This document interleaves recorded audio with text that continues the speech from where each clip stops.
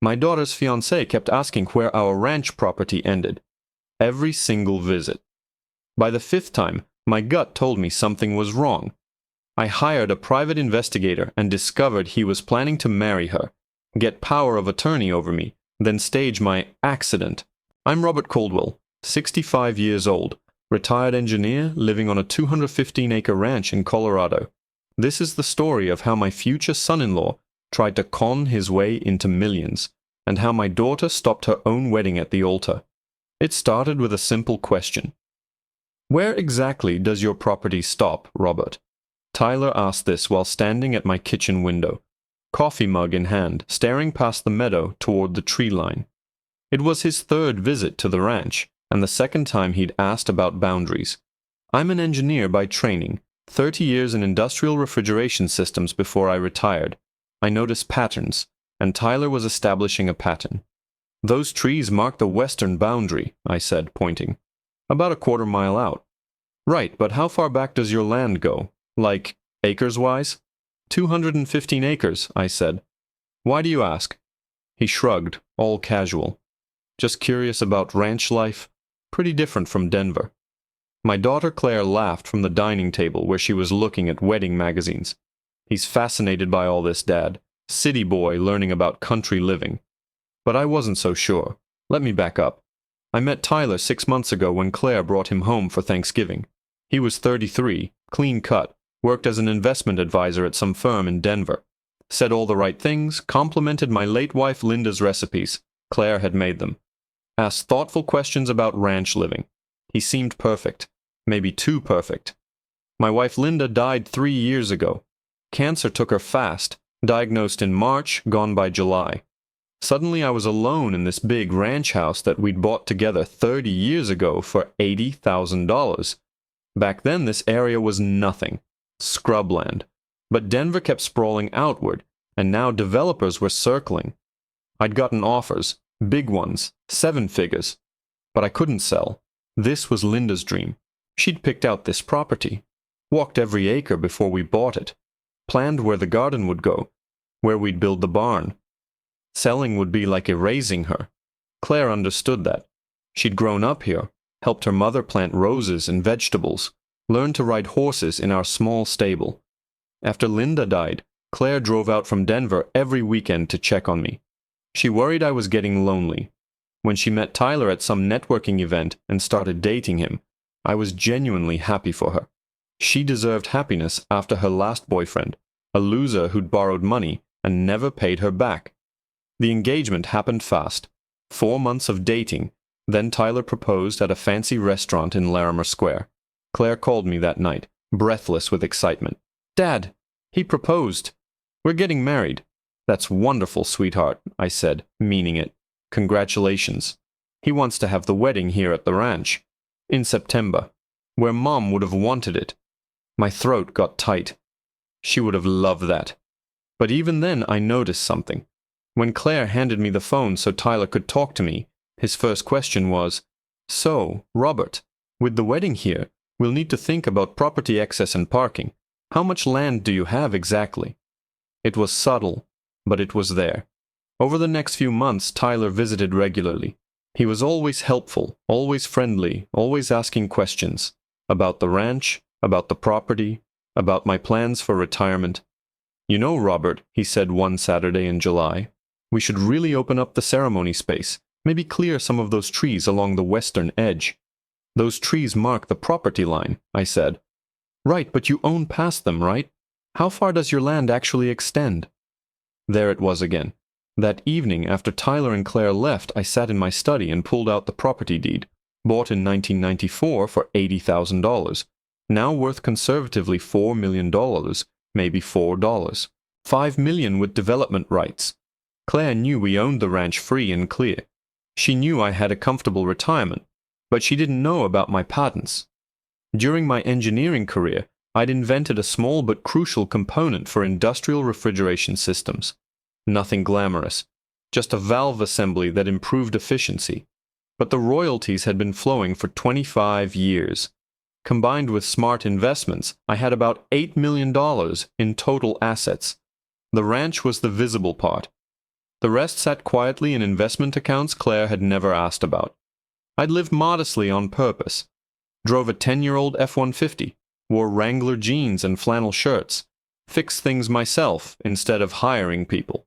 After watching Linda's wealthy cousins tear each other apart over inheritances, I'd learned that money changes people. Better to be the quiet rancher nobody suspects has money. But Tyler kept asking questions. I called my attorney Margaret the next morning. "I need you to look into someone," I said.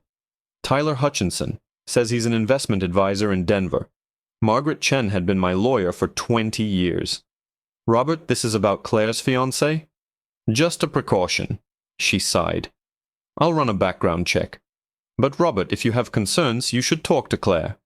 "Not yet. I might be wrong." But I wasn't wrong. My gut had been right too many times in my life to ignore it now. 3 days later, Margaret called. "Robert, we need to meet." Not on the phone. I drove to her office in Boulder. She closed the door behind me and handed me a folder. "Tyler Hutchinson is exactly who he says he is," she began. "Licensed investment advisor at Cordell Financial Group. Clean criminal record. No red flags on paper. But," she pulled out another document, "I had our investigator dig deeper. Tyler's been engaged twice before. Both times to women from wealthy families.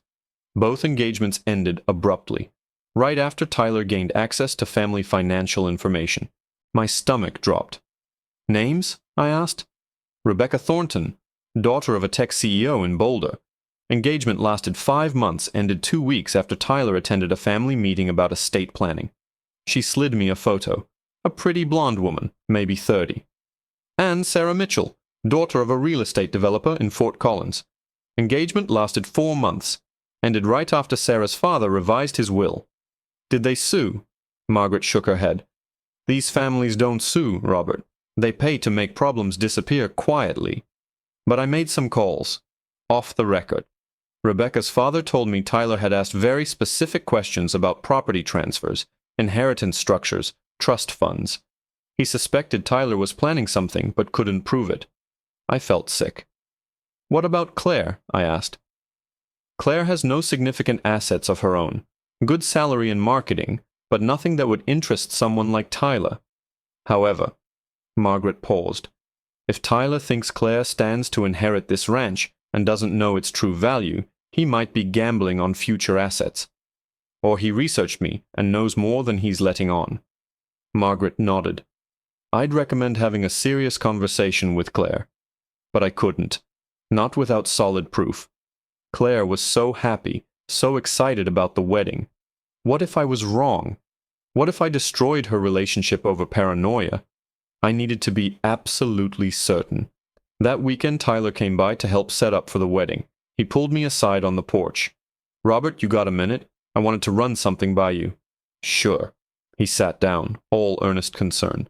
"Look, I know this might be sensitive, but Claire and I have been talking about our future. Finances, planning, responsible adult stuff." He laughed. "I'm an investment advisor, so I can't help myself. Have you thought about estate planning, making sure everything's properly set up for Claire?" My blood went cold, but I kept my face neutral. "I've got a will," I said. "That's great, but with a property like this, you might want to consider a trust. Much more tax efficient. I'd be happy to help set it up. No charge. I mean, I'm going to be family. I'll think about it. And Robert, I hope you don't mind me saying this, but at your age, you should think about long-term care planning. What if something happens? Who's going to manage this place? A ranch is a lot of work for one person." There it was. The same script he'd probably used on Rebecca's father and Sarah's father. Plant the seed, get access to the finances, then... What? I didn't know yet, but I was going to find out. "You make a good point," I said slowly. "Tell you what, why don't you and I sit down next week? You can explain these strategies to me." Tyler's eyes lit up. "Absolutely. I'll bring some materials. We can really optimize your situation." After he left, I called Margaret again. "I need surveillance," I said. "Robert, he just asked about my estate planning and long-term care. He's positioning himself. I need to know what he's really planning." Margaret was quiet for a moment. I know someone, a private investigator, very discreet. Hire them. The investigator's name was Patricia Reeves, and she was worth every penny of her $5,000 retainer. Within a week, she had Tyler's phone records, his email patterns, his meeting schedules. Nothing illegal, she assured me. Just good old-fashioned detective work and strategic social engineering. She called me on a Tuesday evening in August. "Mr. Caldwell, you need to hear this." She'd managed to place a recording device in Tyler's car. Legally, she insisted, during a routine service appointment. Some kind of maintenance sensor that happened to record audio. The lawyers could sort it out later. I sat in my study and listened to the recording. Tyler's voice came through clearly. "Yeah, I'm at the ranch again, playing the devoted son-in-law. This old man has no idea." Another voice, male, younger. "You sure about the value?" "Marcus, I've checked the county records 3 times. 215 acres. He bought it in '94 for peanuts. With Denver development reaching this far out, we're talking minimum $4 million, probably closer to 5. And the old man? He's got to be loaded. Look at this property, free and clear. He's been retired 5 years, lives alone, no debt. He's probably sitting on a couple million in investments, maybe more. The daughter has no clue. She thinks daddy's just a regular middle-class retiree." Marcus laughed. "So what's the play?" "I marry Claire in September. Spend the first year being the perfect husband, the devoted son-in-law. Get him to trust me. Maybe get financial power of attorney under the guise of helping out. Old guy lives alone. Who knows what could happen? A fall, an accident, some cognitive decline. Before you know it, he's in a care facility. I'm managing his affairs, and Claire inherits everything. We'll be divorced before she figures out what happened, and I'll take my half in the settlement." Marcus laughed. "You're a cold bastard, Tyler." "I'm a practical businessman. Rebecca was a waste of time. Her father caught on too fast. Sarah was better, but her old man had everything in trusts. This one's perfect. Small-town guy. No sophistication about protecting assets. It's like he's asking to be taken." I turned off the recording. My hands were shaking, not with fear, with rage. But rage wouldn't help Claire. I needed to be smart. I called an emergency meeting with Margaret and Patricia. "I have proof now," I said. "I need a strategy." Margaret listened to the recording twice. Her face went pale. "This is criminal conspiracy," she said. "We could go to the police.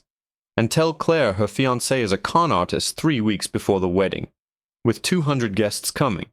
She'll never forgive me if I don't have ironclad evidence. She'll think I'm trying to control her life. He literally admitted to planning your potential murder, Robert." "Potential? He didn't say he'd do it himself. A good lawyer would tear that apart. I need him to incriminate himself in front of witnesses." Patricia raised an eyebrow. "You want to expose him at the wedding?" "I want Claire to hear it. I want her to understand what kind of person she was about to marry. And I want 200 witnesses so he can't spin his way out of it." We spent the next 2 weeks preparing. Patricia installed tiny cameras around the ranch. Margaret prepared legal documents to protect Claire and me. And I played the role of trusting future father-in-law. I met with Tyler to discuss estate planning. He came to my study with a briefcase full of forms. "Okay, Robert, I've prepared documents that will really streamline everything. This power of attorney form will let me help manage things if you ever need it. And this updates your will to establish a trust with Claire as primary beneficiary, but with me as trustee to handle everything properly." I pretended to study the documents. "And this helps with taxes?" "Absolutely. You could save tens of thousands." I nodded slowly. "You know, Tyler, you're right that this place is getting to be a lot for me. Maybe it is time to make changes." His eyes gleamed. "I'm glad you're being practical about this." "But I'm curious about something," I said. "You keep asking about the property boundaries. Why?" He didn't miss a beat. "Just thinking long-term, Robert. If Claire inherits this place, we might want to sell off some parcels, keep the house and a few acres. No point holding land we won't use." "We?" "Well, Claire and I. As her husband, I'd want to help her make smart financial decisions." I smiled. "Of course. Family helps family." He left that day thinking he'd won. The week before the wedding, Claire noticed I seemed distracted. "Dad, are you okay? You've been quiet lately." Just thinking about your mother, I said, wishing she could be here for this. Claire hugged me. I know, Dad. I miss her too. But I think she'd be happy for me. Tyler's wonderful. I wanted to tell her everything, but I couldn't. She needed to discover it herself, understand it completely. Otherwise, she'd always wonder if I'd manipulated the situation. I'm sure she would be, I said, hating myself for the lie. The day before the wedding, Tyler's friend Marcus arrived. I recognized him from Patricia's surveillance photos. He was supposedly Tyler's best man, staying at a hotel in town. At the rehearsal dinner, Tyler gave a toast. To Robert, who's welcomed me into his family with open arms, and to Claire, who's made me the luckiest man alive. Tomorrow is going to be perfect. Everyone applauded. I raised my glass and smiled. Tomorrow would be perfect, just not the way Tyler expected. The wedding day arrived with perfect Colorado weather. September sunshine, aspen leaves turning gold, mountains sharp against the blue sky. Linda would have loved it. 200 guests filled the folding chairs on our lawn. The arbor Claire had insisted on stood decorated with late summer flowers, dahlias and asters and roses from Linda's garden. I walked Claire down the makeshift aisle, her arm through mine, her mother's pearls at her throat. She looked so happy. It broke my heart knowing what was coming. I love you, Dad, she whispered. I love you too, sweetheart. Always. I took my seat in the front row. The ceremony began. The officiant started talking about love and commitment. Tyler stood at the altar in his tuxedo, perfect and smiling. Then something unexpected happened. Just as Tyler was about to say his vows, Claire's hand moved to her bouquet. She pulled out a small folded piece of paper and handed it to me. Her eyes locked on mine, full of tears. I opened it. 3 words in her handwriting. Dad, help me. Everything stopped. I looked at her. She was staring at Tyler, her face pale. And I realized she was terrified. I stood up. Stop, I said loudly. Stop the ceremony. The crowd murmured. Tyler turned, confused. Robert, what? Claire. I kept my voice calm. What's wrong? She took a shaky breath. The words came out in a rush. I heard him. Last night. I went to his hotel room to surprise him, and I heard him talking to Marcus through the door, about how he was going to... She couldn't finish.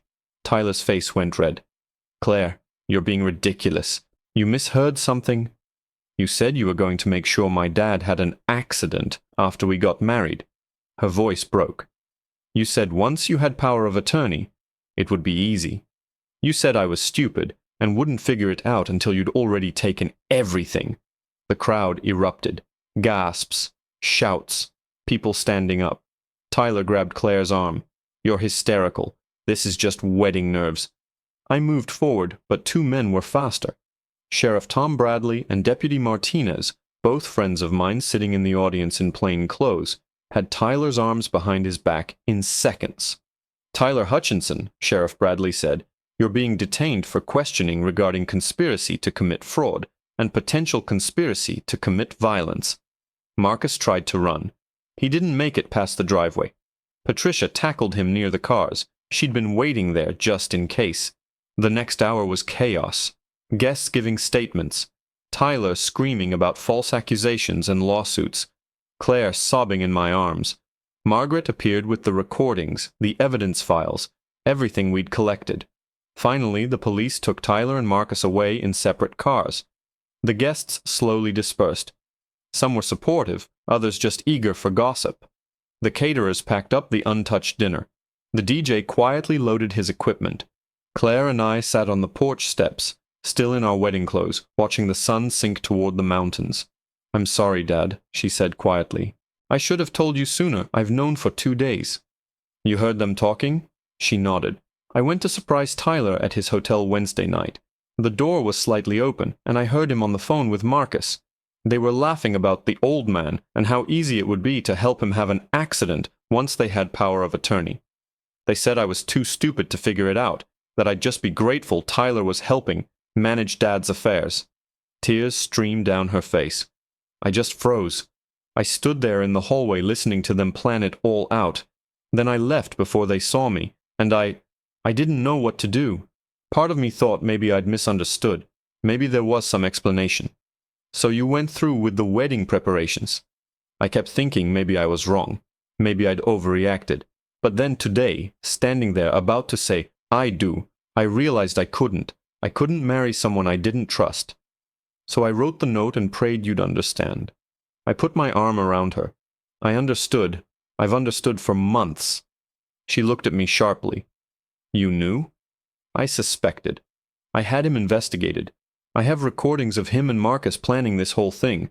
I was going to expose him today, even if you hadn't given me that note. Claire stared at me. Why didn't you tell me? Because you wouldn't have believed me. You would have thought I was being a controlling father who didn't trust your judgment. You needed to discover it yourself, come to your own conclusion.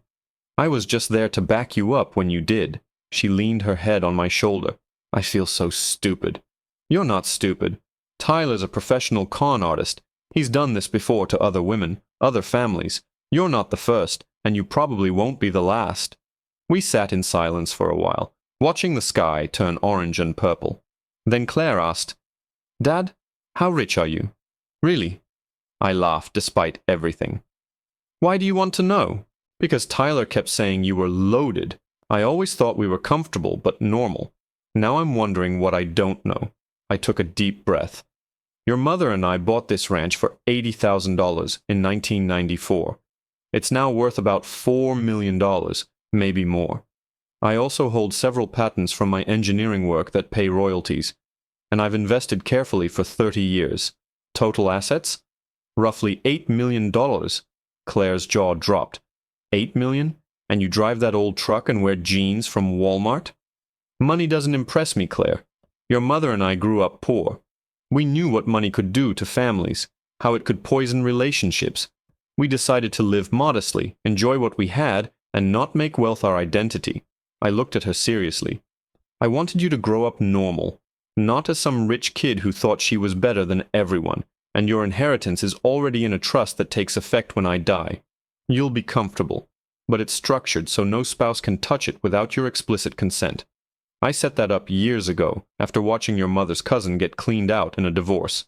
Claire was quiet for a long time. Then she said, I wish Mom was here. Me too, sweetheart. Me too. 3 months later, Tyler and Marcus faced criminal charges. Conspiracy to commit fraud, attempted financial exploitation of an at-risk adult, and several other crimes. Tyler took a plea deal, 5 years probation, full restitution of our investigation costs, about $12,000, and a permanent ban from working in financial services. Marcus got 2 years for his role as an accomplice. Claire moved back to the ranch for a while, recovering. She went to therapy, worked through the betrayal, slowly rebuilt herself. Eventually she moved back to Denver, started dating again, but more carefully this time. Sadder, maybe, but wiser. As for me, I'm still here in the ranch house, still driving that old F-150, still wearing flannel and Wranglers. But I did make one change. I had Linda's garden expanded, planted new roses, her favorite, the David Austin varieties she'd always wanted but thought were too expensive. Added a stone bench with her name engraved on it. Sometimes Claire and I sit there in the evening, watching the sunset, and I tell her stories about her mother, about the woman who believed in buying land instead of fancy cars, in planting gardens instead of showing off jewelry, in building a life instead of maintaining an image. Dad, Claire said one evening, do you ever regret not being more open about the money? If I'd known, maybe I would have been more suspicious of Tyler from the start. Maybe, I said. Or maybe you'd have attracted more Tylers, wondering if everyone who showed interest was after your inheritance. The way we did it, you got to be yourself. You got to make your own choices. And when things went wrong, you had the strength to ask for help. That's worth more than any amount of money. She leaned against me. I love you, Dad. I love you too, sweetheart. The sun dropped behind the mountains, painting the sky in shades of orange and purple. Somewhere in the meadow, a meadowlark called. Linda's garden bloomed wild and beautiful, just the way she'd wanted it. Money can't buy moments like this, but it can buy the security to enjoy them without fear. That's the real value of wealth. Not what it displays, but what it protects. and I'd protect my daughter with every dollar I had for as long as I lived. Thanks for watching. If you enjoyed this story, please like and subscribe.